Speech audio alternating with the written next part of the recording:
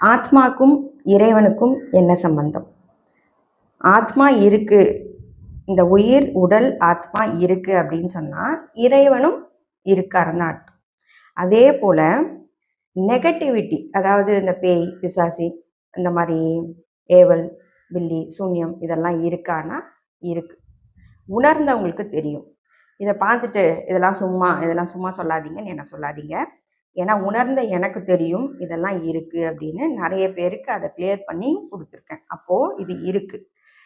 உணர்ந்த 10 பேர் இதை பார்த்தாங்கன்னா போதும், அது இருக்குன்னு எனக்கு கமெண்ட் போடுவாங்க. சரிங்களா? அது ஒரு பக்கம் இருக்கட்டும்.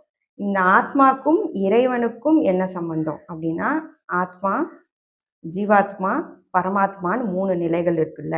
நான் ஆத்மா, எனக்குள்ள இருக்கிறது ஒரு ஜீவாத்மா, மேலே இருக்கிறாரு பரமாத்மா. நாம இறப்பப்போ நம்மளை கூட்டிட்டு போறதுக்கு அந்த பரமாத்மா ரெடியா இருப்பார். அவர் தான் ரெடியா இருப்பார். அப்போ இந்த ஆத்மா உணர்ந்து உள்ள இருக்கக்கூடிய ஜீவாத்மாவை உணரக்கூடிய தன்மை தான் தியானம்.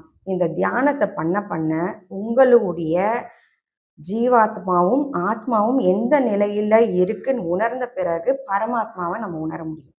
இது நிறைய பேர் தியானம் பண்றவங்களுக்கு தெரியும்.